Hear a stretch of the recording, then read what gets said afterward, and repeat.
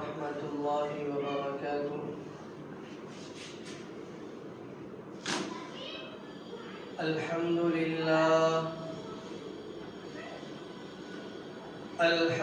لله وكفى وسلام على عباده الذين اصطفى.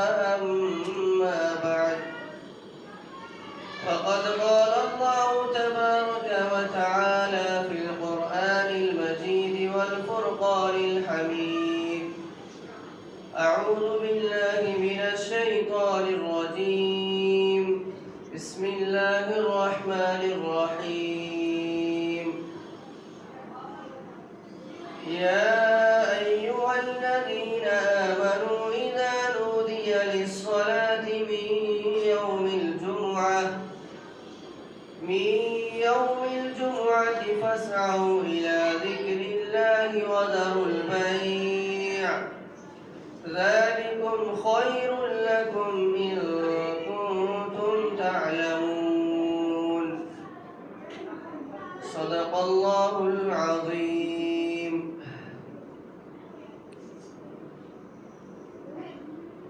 محترم و مکرم قابل قدر معزز بزرگوں اور نوجوان دوستوں،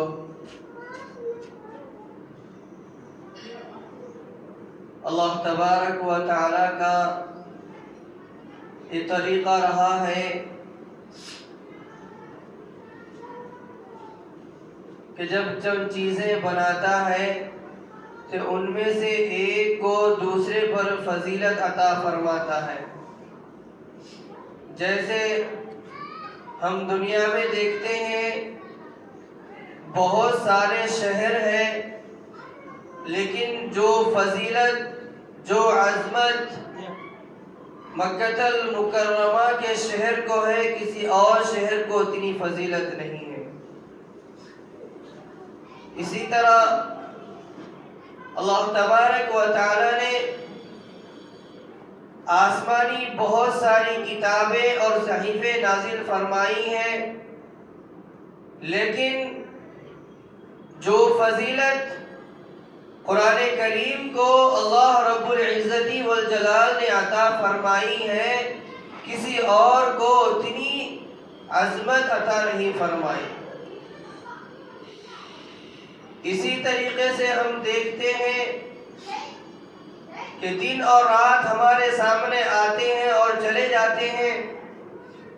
راتوں میں سب سے فضیلت اور عظمت والی رات اللہ تبارک و تعالی نے شب قدر کو عطا فرمائی،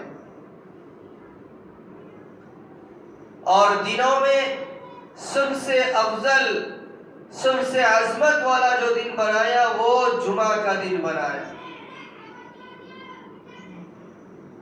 چنانچہ حضرت ابو ہریرہ رضی اللہ تعالی عنہ راوی ہیں حدیث کے، وہ فرماتے ہیں کہ رسول اللہ صلی اللہ علیہ وسلم نے ارشاد فرمایا: ہفتے میں جو 7 دن گزرتے ہیں، سب سے بہتر دن جو گزرتا ہے، جو عظمتوں والا، جو برکتوں والا ہوتا ہے، وہ جمعہ کا دن ہوتا ہے. اس لیے کہ جمعہ کے دن اللہ تبارک و تعالی نے حضرت آدم علیہ السلام کو پیدا فرمایا. جمعہ کے دن ہی حضرت آدم علیہ السلام کو جنت میں داخلہ عطا فرمایا. جمعہ کے دن ہی حضرت آدم علیہ السلام کو زمین پر اتارا گیا. جمعہ کے دن ہی انشاءاللہ قیامت قائم ہوگی. اس کے علاوہ بہت ساری فضیلتیں بے شمار حدیث پاک میں آئی ہیں. چنانچہ حضرت انس رضی اللہ تعالی عنہ سے روایت ہے کہ رسول اللہ صلی اللہ تعالی علیہ وسلم نے ارشاد فرمایا: ایک مرتبہ جبرائیل امین ان کے پاس تشریف لائے، اور ساتھ میں ان کے پاس ایک سفید آئینہ تھا، اور فرمایا کہ یا رسول اللہ، یہ جمعہ کا دن ہے، یہ آپ پر فرض کیا گیا ہے. تو آقا نامدار صلی اللہ تعالی علیہ وسلم نے عرض کیا اس میں کیا برکت ہے؟ تو جبرائیل امین نے عرض کیا کہ اس میں ایک ایسی ساعت ہے، ایک ایسی گھڑی ہے، اس وقت میں بندہ جو مانگتا ہے اللہ تبارک و تعالی اس کو عطا فرماتا ہے اگر اس کے مقدر میں ہو، اور اگر اس کے مقدر میں نہ ہو تو اس دعا کو اٹھا کر ذخیرہ آخرت بنایا جاتا ہے، رد نہیں کی جاتی دعا اس کی۔ پھر جبرائیل امین نے عرض کیا کہ اگر کوئی مصیبت زدہ، اگر کوئی پریشان حال آدمی اس سامے یعنی جمعہ کے دن اپنی مصیبت کو دور کرنے کے لیے، اپنی مصیبت سے بچنے کے لیے دعا مانگتا ہے تو اللہ رب العزت والجلال اس مصیبت سے بڑی مصیبت کو بھی دور فرما دیتے ہیں۔ پھر جبرائیل امین نے آگے عرض کیا کہ ہم فرشتوں میں بھی ایک دن ہے جس کو یوم المزید کہتے ہیں، اس دن کے لیے ہم فرشتے بھی دعا کرتے ہیں۔ تو پیارے آقا علیہ الصلوۃ والسلام نے فرمایا کہ وہ کیوں؟ تو جبرائیل امین نے عرض کیا وہ اس لیے کہ اللہ تبارک و تعالی نے جنت میں ایک وادی بنائی ہے، وہ وادی بہت ہی سفید ہے اور مشک کی خوشبو سے لبریز ہے،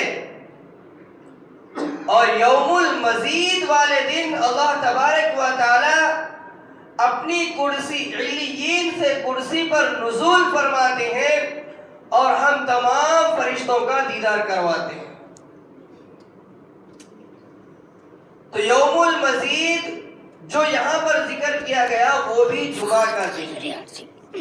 تو پتہ یہ چلا کہ جیسے جمعہ کا دن اس زمین پر بسنے والے انسانوں کے لیے مبارکباد ہے، ٹھیک ایسے ہی آسمان پر بسنے والے فرشتوں کے لیے بھی مبارکباد ہے۔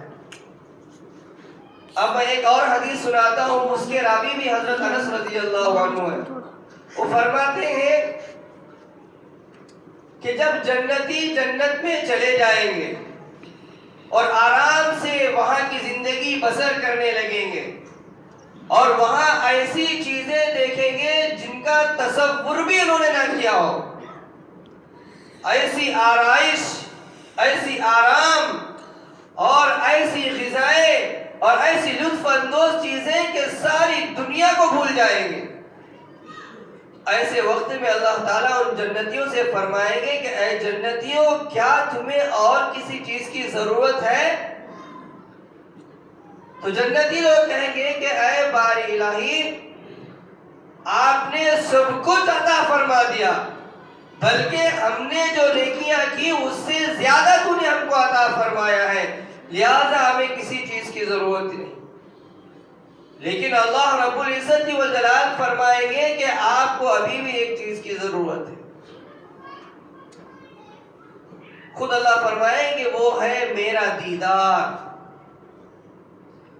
چنانچہ اللہ تبارک و تعالی اپنا دیدار کروائیں گے، تو وہ جو دیدار کا وقت ہوگا وہ جمعہ کا دن ہوگا۔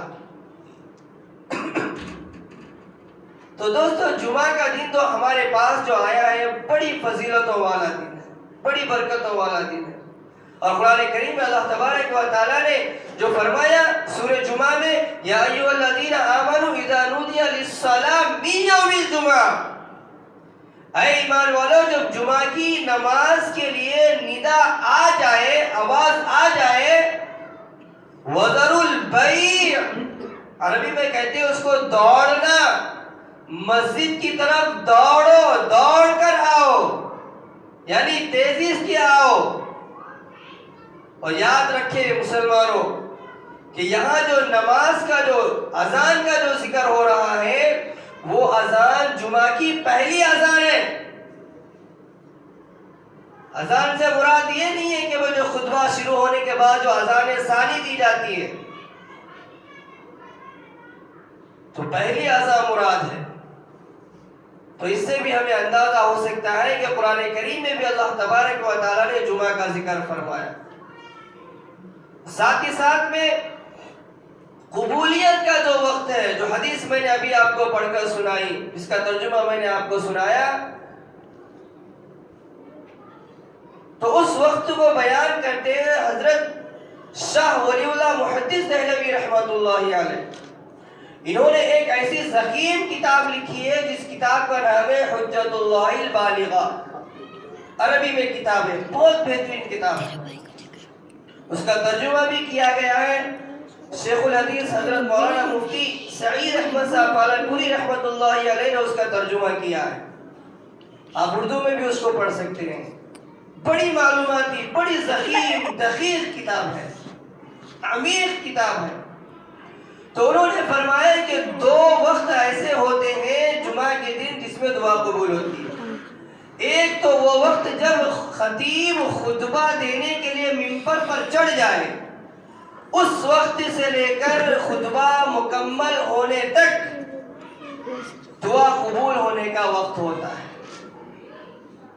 انہوں نے اس وقت کو یوں ترجیح دی چونکہ یہ وقت ایسا ہوتا ہے کہ بندہ، یعنی ہم تمام بندے اور اللہ کے درمیان میں کوئی فرق نہیں رہتا.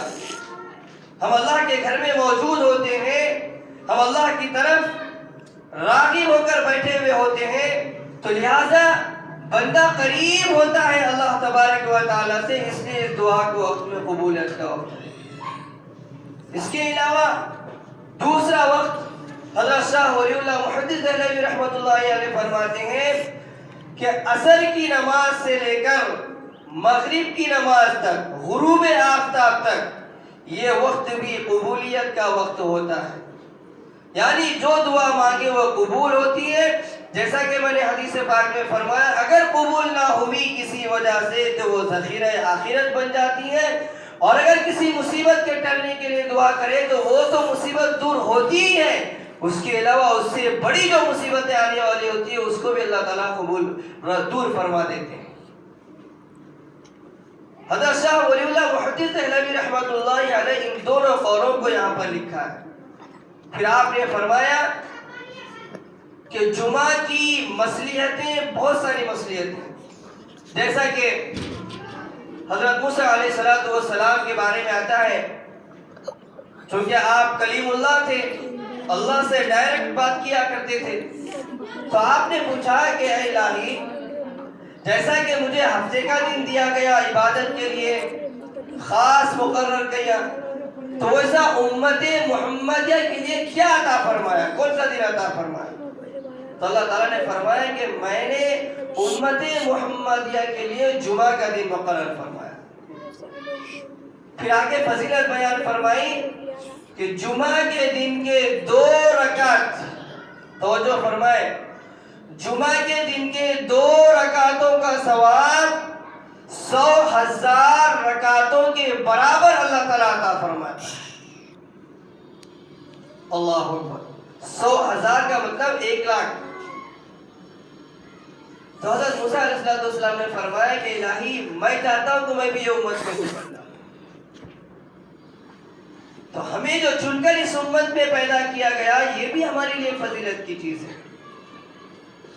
اسی طریقے سے اور بھی جمعہ کی مصلحتیں ہیں، کیونکہ عام طور پہ دیکھنے میں آتا ہے کہ ہر انسان ایک طرح کا نہیں ہوتا. کوئی انسان جاہل ہے، کوئی انسان پڑھا لکھا ہے، کسی کو اردو آتی ہے تو کسی کو انگلش آتی ہے، کوئی دیہات کا رہنے والا ہے تو کوئی شہر کا رہنے والا ہے. اس کی لینگویج الگ ہے، اس کی زبان الگ ہے، اس کا انداز الگ ہے. تو اللہ تبارک و تعالیٰ نے ایک ایسا موقع عنایت فرمایا کہ جس موقع سے سارے مسلمان جمع ہو جائیں، اس میں امیر بھی آ جائے، غریب بھی آ جائے، پڑھا لکھا بھی آ جائے، ان پڑھ بھی آ جائے، دیہات میں رہنے والا بھی آ جائے، شہر میں رہنے والا بھی آ جائے، یعنی ہر ایسا بندہ اس دن جمع ہو جائے جو عام دن دنوں میں جمعہ کی عام دنوں میں اس سے اور مسلمانوں سے ملاقات نہیں ہوتی. یہ بھی ایک مصلحت ہے. اب جمعہ کی فضیلت آپ نے سنی تو اس کی ایک وعید سن لیجیے. حضرت عبداللہ بن عباس رضی اللہ تعالیٰ عنہ کے پاس ایک شخص آیا اور اس نے آ کر ایک ایسے شخص کے متعلق سوال کیا جس کا انتقال ہو چکا تھا. ان کے متعلق انہوں نے سوال کیا. سوال کرنے والے نے تو حضرت عبداللہ بن عباس رضی اللہ عنہ نے اس شخص کے متعلق فرمایا کہ وہ جہنمی ہے. تو روایت میں آتا ہے کہ پوچھنے والے سائل نے اس ایک ہی سوال کو لگاتار بار بار ہر دن 1 مہینے تک پوچھتا رہا کہ اس شخص کے بارے میں آپ کی کیا رائے ہے. تو حضرت عبداللہ بن عباس رضی اللہ عنہ نے فرمایا کہ وہ شخص جہنمی ہے. تو اس کی وجہ معلوم کی گئی تو فرمایا کہ وہ شخص نماز جمعہ کی جماعت کو چھوڑ دیتا تھا. تو میرے دوستو عام نماز تو نہیں چھوڑنا ہے لیکن نماز جمعہ کا چھوڑنا اس سے بڑا گناہ ہے کیونکہ بڑا عظمتوں والا برکتوں والا دن ہوتا ہے. اسی طریقے سے جمعہ کے دن سورہ کہف کی تلاوت کا ہم معمول بنائیں. سورہ کہف کی فضیلت اللہ اکبر. فرماتے ہیں کہ جو بندہ جمعہ کے دن سورہ کہف کی تلاوت کر لیتا ہے تو جہاں سے وہ تلاوت کر رہا ہے بیٹھ کر اس زمین سے لے کر 7 آسمان تک ایک نور کی کرنیں پھیل جاتی ہیں. وہ الگ شکل ہے کہ ہمیں وہاں تک پہنچ نہیں ہے, ہمیں نہیں معلوم ہوتا. اسی طریقے سے فرمایا جو آدمی سورہ کہف کا معمول بنا لے پڑھنے کا روزانہ تو اگر اس زمانے میں دجال بھی نکل آئے, فتنوں پر فتنے نکل آئے تو وہ آدمی محفوظ رہتا ہے جو سورہ کہف کی تلاوت کا معمول بنا لیتا ہے. سورہ کہف پارے 15 کے آدھے پارے سے شروع ہوتا ہے, اس کا معمول بنائیں اور دیگر قرآن کریم کا اور بھی ہم پڑھنے کا معمول بنائیں. عام طور پہ علماء یہ بیان فرماتے ہیں کہ ہر روز کم سے کم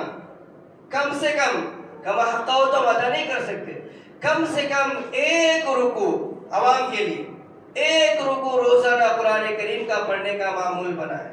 سال میں آپ کے 3 قرآن کریم مکمل ہوں گے. اور جو حافظ قرآن ہوتا ہے وہ روزانہ 3 پارے پڑھنے کا معمول بنائے. یہ قرآن کریم کا حق ادا کرنے کا ایک طریقہ ہے. برکت آج کا بیان کا خلاصہ یہی ہے کہ جمعہ کی جو فضیلت ہم نے سنی ہے بس اس کو ذہن میں رکھیں اور یاد رکھیں کہ اللہ تبارک و تعالیٰ نے یہ دن ہمارے لیے بہت ہی اہمیت کا حامل بنایا ہے. لہذا اس کی عظمت کو دلوں میں بٹھائیں, خود بھی آئیں, اپنے بچوں کو بھی لائیں اور اسی طریقے سے جو اپنے اڑوس پڑوس میں دوست احباب میں جمعہ کو لیٹ کر کے آتے ہیں یا پڑھتے ہیں تو آخر میں آ کر پڑھتے ہیں تو ان کو بھی جمعہ کی اہمیت بتائیں کہ بھئی جمعہ کے دن جو اللہ تبارک و تعالیٰ نے فرمایا وَذَرُوا الْبَيْعَ, جو فرمایا کہ دوڑ کر آئیں, تو اس سے یہ پتہ چلتا ہے کہ پہلی اذان مراد ہے. جمعہ کی جب پہلی اذان ہو جائے تو نماز کے لیے آ جانا چاہیے. اللہ تبارک و تعالیٰ سے دعا ہے کہ اللہ تعالیٰ مجھے بھی اور آپ تمام کو بھی نماز جمعہ کی فضیلت کو سمجھ کر اس کا خاص اہتمام کرنے کی توفیق کاملہ عطا فرمائے. آمین یا رب العالمین. یا رب صلی وسلم دائما ابدا علی حبیبک خیر الخلق کلہم وآخر دعوانا ان الحمد للہ.